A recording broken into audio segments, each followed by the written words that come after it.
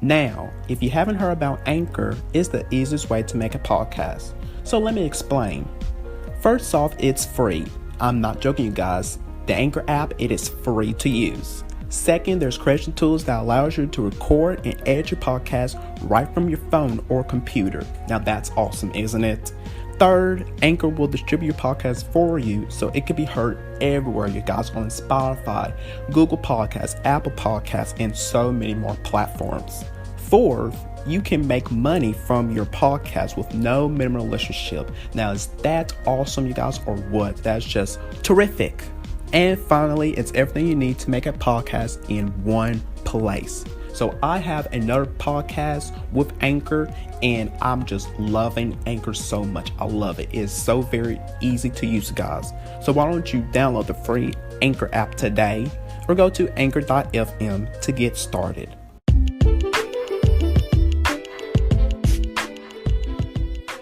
What's up, you guys, and welcome to the official podcast of Damian Talks Education. So listen up. I am here to talk about all things education on my podcast. So get prepared for some realness and honesty of education as I walk you down through various of topics that's happening in the education world with some amazing guests, to sharing stories relating to education and so much more, because I got you covered with education.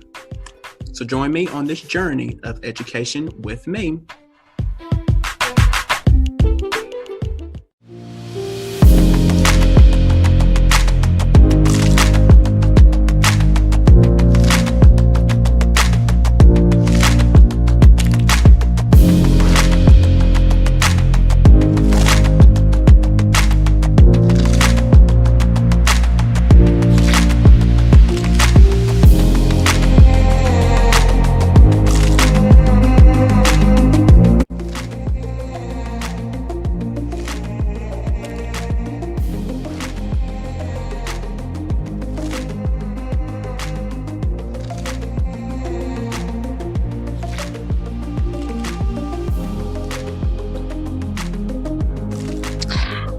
Hello, everyone, and welcome to Damian Talks Education. Thank you so much for joining the show today.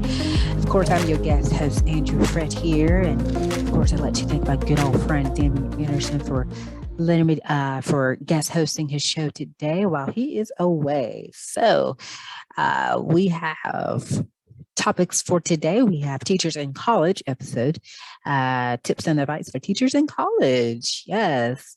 Those of you that's in college, again, you might want to take notes on this. So let's just hop on in. So first one is work with kids/students. Oh, that's a big one. Okay. That's a big one. Work with kids/students. For this one, again, start off as a substitute teacher. Okay. Because that's how you gain classroom experience in the classroom. Once you have gained enough classroom experience, your principals or the admin will see that you have gained a whole lot of classroom experience, which is a good thing because now you got experience now. So that's a big one. For me, first I was a substitute teacher. From a substitute teacher to a long-term sub, from long-term sub to a building sub, to a building sub to an IA. Like, I have grown a lot this past year. I have grown a lot this past year, and I'm thankful for that because working with kids and /students, they're different personalities, different stories to tell, because again, not everyone came from the same background. So it's good to know everybody has a different story, everybody has a different background, and so which moving forward to the second one, listen, observe, and take notes. Be there, observe, take notes. If you have any questions, take notes, ask questions. There's no such thing as no questions. Ask away. Not during the staff meeting.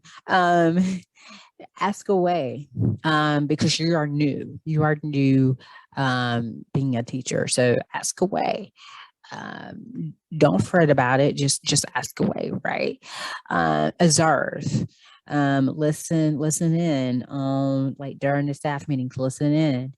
Observe. Okay, that's a big one. The next one, it says take a lot of pictures. For me personally, I don't like to take a whole lot of pictures because you have to follow the district's social media guidelines. So really the only time that I would probably take a picture is probably like the start of the school year, like empty, like first classroom, like this is my classroom for the year, like the school that I'm working at, like stuff like that. But for me personally, I probably won't be taking a whole lot of pictures. Again, it's up to you. If you want to take a whole lot of pictures, just be sure that you follow your school district's social media guidelines, their policy for doing that. So again, keep resources if you can. So if you, again, keep any resources that you got, either from college or from high school, keep them resources. Building that along with building a classroom library, especially if you are an ELA teacher or language arts. Building a classroom library will be great for your students, so that they don't have to go to the library every single time. Now you have like a mini library that they can check out and read during silent reading time or time once they're done with their work. They can always go to that classroom library and read a book for their chill down time. This next one is read, and attend PD, or AKA meaning professional development. Please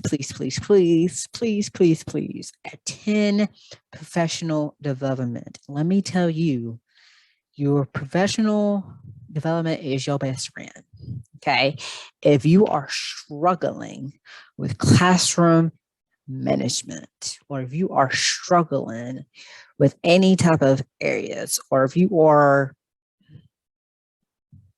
again, like classroom management, building relationships with your students, or something in that nature, attend the PD, attend the professional development. I cannot stress this enough.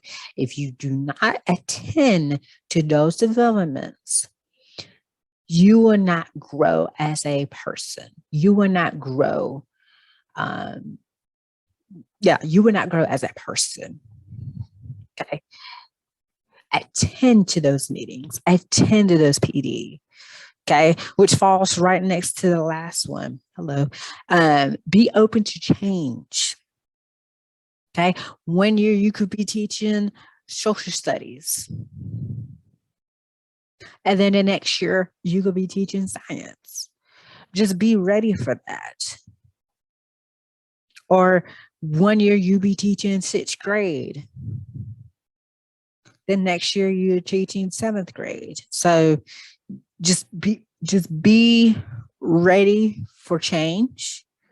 Just be ready, because it could sneak back on you. So be ready for that. So that's all the tips and advice I have for you today. So thank you all for tuning in today. I do really truly appreciate it. Thank you so much. And of course, hats off to Mr. Damian Anderson for letting me guest hosting his show today. And like I said, I'll be back next week to guest host. So I'm sticking around for one more week. Yes, one more week. So like Damian always says, take care of yourself. Be blessed. And this is Damian Talks Education. So I'll see y'all next time.